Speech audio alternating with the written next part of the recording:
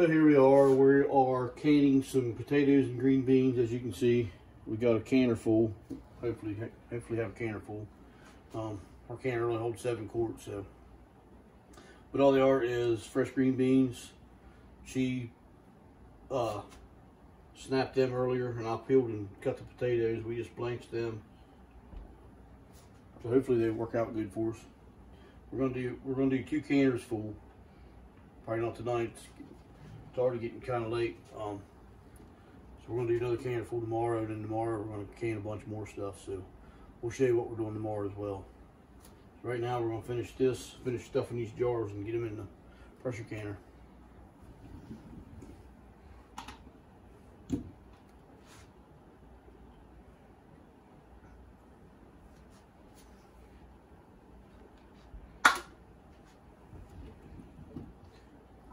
I think I might have cut too many potatoes, but that's all right.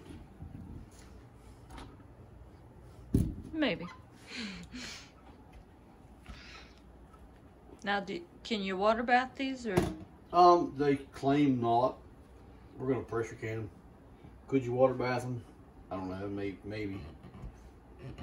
You gotta make sure you pack them in there though, because them potatoes and beans both, you want a full jar after you can it. You don't want it floating to the top.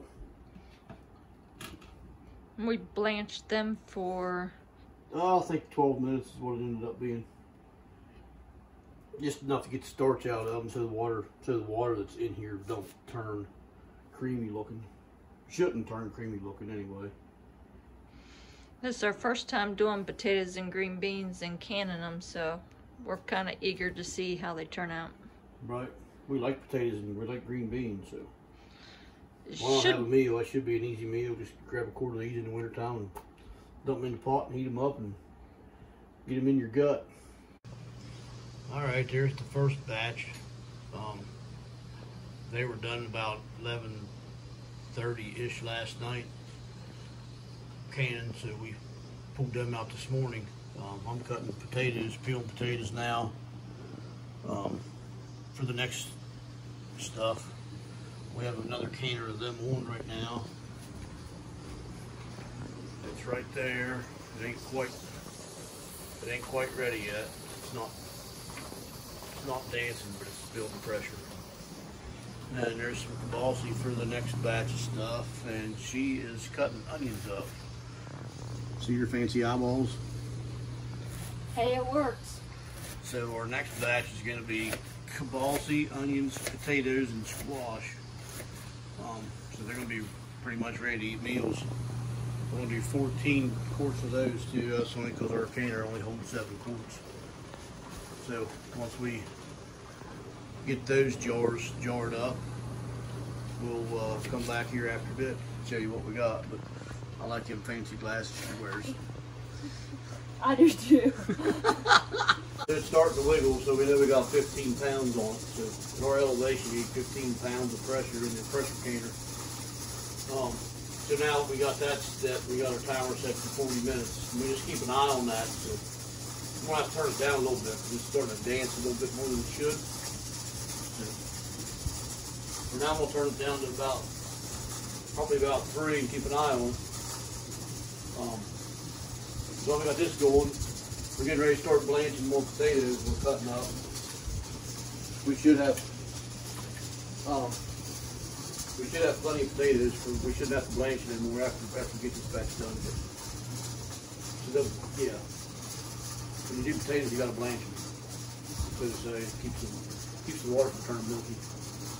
There's a lot of starch to get out of it when you blanch them. It's kind of insane how much starch is actually in them potatoes. You know it's in there, but that water looks kind of milky. Then you blanch them, the blanched water looks the same way. So we'll keep an eye on that. Keep trying to get stuff canned up. So we'll see you in a few seconds. All right, we got the potatoes in. They don't need to boil. They just need to be in hot water for 10 minutes. And then once we get them out of there, once the 10-minute timer is off of those, we'll put them in cold water. That's still dancing. I turned it down on low. And we got 23 minutes left on that batch, and then it takes about an hour, right close to an hour, for it to cool off enough to get the jars out, open the lid off and get the jars out. So we'll be about another hour and a half before we put the next batch on. We got jars in the dishwasher, and she's starting to cut up some mushrooms, fresh shiitake from a local farm. Yummy. And they are very yummy, that's for sure. So, them's fresh. I don't know. We got them Thursday. He probably harvested them. I would assume he harvested them probably Tuesday or Wednesday, I would guess. Okay. So, No more goggles. no more goggles. Yep, she don't need goggles for mushrooms. I keep my goggles in the kitchen, one of the kitchen cabinets, so they're handy for every time I do onions. I don't ever take them outside or do anything with them. They stay in here. Yeah. They work pretty good, actually. They got the insulation around the eyes, and it keeps the odor out. It doesn't make your eyes sting. Doesn't make your eyes water. I was able to do the rest of them onions. I didn't cry or like have to walk away or nothing. I love it. I don't care how ridiculous I look. We're getting back to canning. We're going to do, it's a mix of some ingredients that we really like. We made the other night for supper and it turned out really good, so we're going to try canning it, and if it turned out good, we're going to try a jar of it later this week to see if it did turn out, but we're going to do 2 canners of it and go from there. So we got 7 quarts that will fit in our canner, and the others are already cleaned and ready for us when we get to them. So I'm going to put some salt in each one first. Then the salt will be done. I can put it away. What kind of salt you got? Pickling and canning salt. It works the best for preserving. You don't want to use the other. And they had a big bag of it, and I got it last year when we did green beans and stuff, and it still stayed nice and didn't get solid or nothing. I kept it back with all the canning stuff, and it was good, so it'll work again. So I'll put the salt in, and then I think we decided we're going to start with potatoes, putting in the bottom. Then These in this bowl is what we had left from last night's batch, and this is what we blanched this morning when you seen us a little bit ago. So yeah, it's all blanched. They're all blanched, yeah. And they look really good. They're fresh potatoes out of the garden that he picked last week. So them was fresh out of our garden, and the mushrooms we chopped up, and they was from a CSA order that we got. From Savage Mountain Farms. From Savage Mountain, and they're shiitake mushrooms. They're really good. And then I got kibasi and cut up. And these I picked onions from the garden, red onions, this week, and that was from our garden fresh. And then this was kibasi straight from our garden. Zucchini, sorry. That we cut up. So more or less it's garden fresh. Everything's garden fresh except for this. Yeah. So. But this is good. You can't beat good kibasi. Exactly. So we're going to do the salt, then the potatoes on the bottom. Then I think we decided. Then we're going to do the kibasi. Then the mushrooms. Then the mushrooms. Then the squash. Then the onions on top. Yeah, I think that's the order. We might mess up here and there, but it is what it is. Yeah. So I think we got enough cut up. We wasn't sure how much to do for 2 batches. But we should have enough. The mushrooms and onions for the most part is just flavor. Everything else is filler. Yeah. And we got plenty of squash, and we probably still have 200 pounds of potatoes that we still have. So if we run out, we got plenty. Yeah. And the water. Right now we got the water on for the lids. I'm gonna turn that down because it's starting to boil. Ready. And the canner is back on as well. Yep. It's heating back up. So now we got them full. As you can see, they're pretty cool looking. Potatoes, kibasi, mushrooms, zucchini, and onions. We got 7 of them over there. 7 jars, yeah, 7 jars full. That's all our canner will hold. We just fill with water. Hot water. Hot water out of the tap.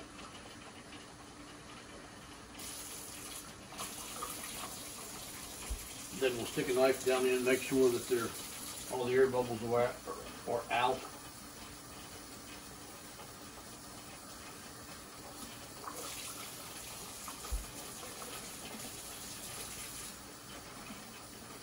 We have well water here, so that might be a little too cool. You want to make sure you keep, the water down. You need an inch of headspace roughly in a jar, so we'll probably have to add some to some of these, and some we'll probably have to dump out once you get the air bubbles out.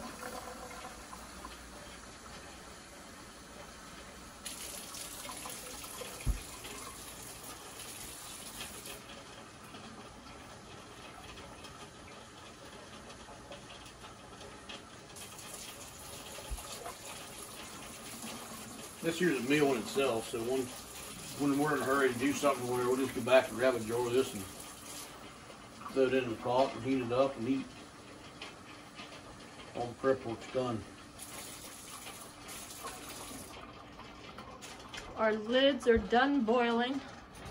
I put it on low until we're ready to use them. And for this, I just use a butter knife. Go around the corners and you can see the air bubbles coming up. If you can see it on the camera or not, but you can see air bubbles coming up when you do that. Yep. See all them air bubbles? You gotta make sure you have all them out. And that one there, I actually need to add just a little bit more water to it.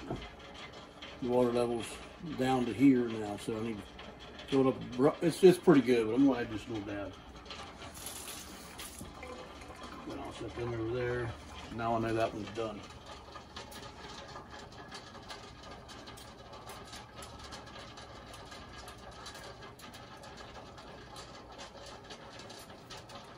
we got the lids on, the bands on. Now we're getting ready to put them down in. You don't have to heat it up like that. A pressure canner, you don't have to heat it. You don't need it full either. It only takes 3/4. 3/4 of water. The only reason we preheat it like that is so it doesn't take as long to build pressure. And always put them in nice and gentle.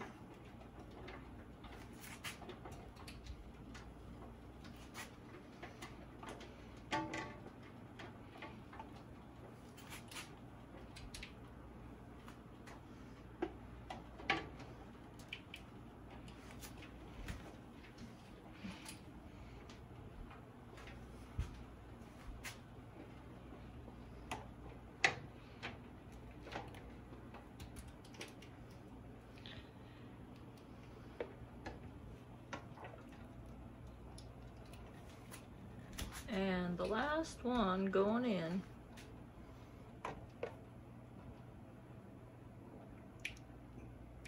So you put 3/4 in, you're roughly almost half up on the jar.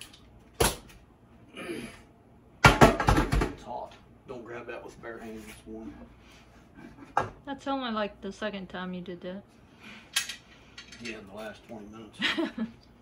So when you put these on, it lines up, areas line up. There's an area right there, you got to get that lined up or it won't go down on. Okay. So then when you get it on there, I push down a little bit, then turn it, and then there it's locked. So now we got to wait till it's got a vent. Once steam starts blowing out there, you got to wait 10 minutes, then put your weight on.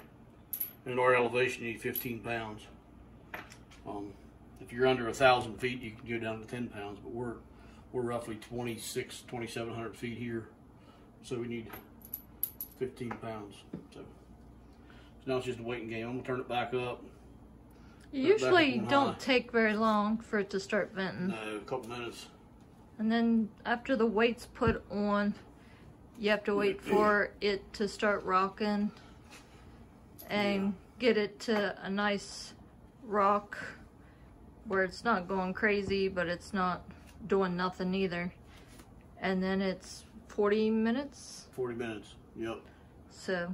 With it, you got to control the heat. Last time I showed you there a little bit ago, we had it, ended up going down on low for 40 minutes. Then it takes about an hour for it to release enough pressure to take it off. But you can't take this lid off of here until that goes back down.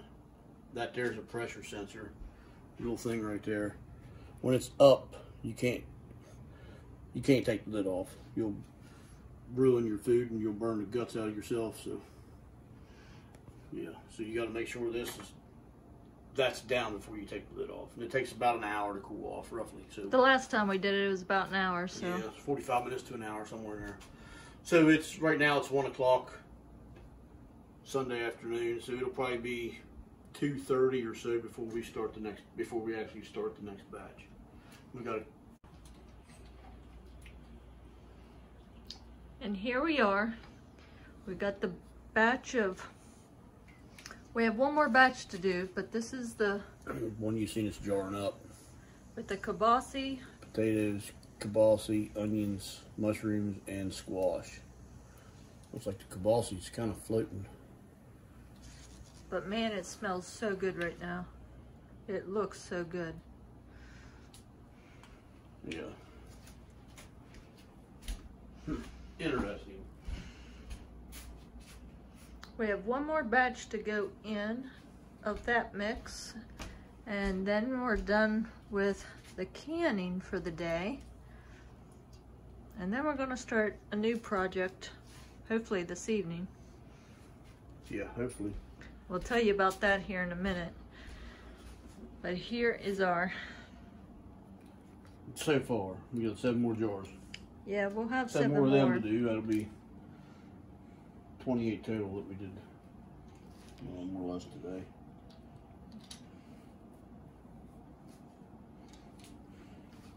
So all these are already done. You can take them lids off. They're still, the jar's actually still warm, and it's been out for a couple hours now, actually, probably. That there we did 90 minutes because it had meat in it. We looked it up. And for meat, you got to do for 90 minutes. So, alrighty. So the last of the jars finally finished.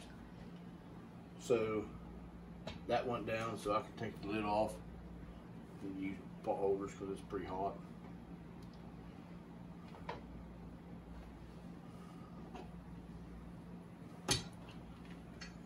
So that'll be the end of the. That'll be the end of today's session of canning.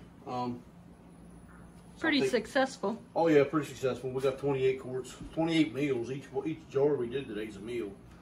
So that's definitely a plus. So we're gonna take these and put them over there with the rest of what we got. And one thing we started is earlier this spring we bought a half a beef off a fellow we know, guy I work with. He raises beef, grass fed, and we got bones off of him, so we're making broth right now.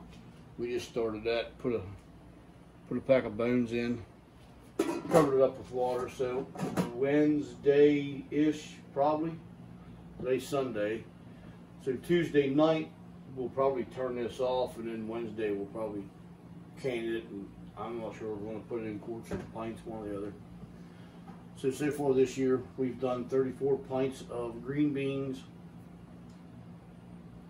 14 quarts of potatoes and beans, and 14 quarts of like a kibasi squash kind of casserole type dish. So we got 28 complete meals already made, plus 34 side dishes. So, and we're gonna do a bunch of spaghetti sauce and pizza sauce. We're gonna can these up, and we may do a bunch of potatoes too. I'm not real sure if we're gonna do any potatoes or not. We may.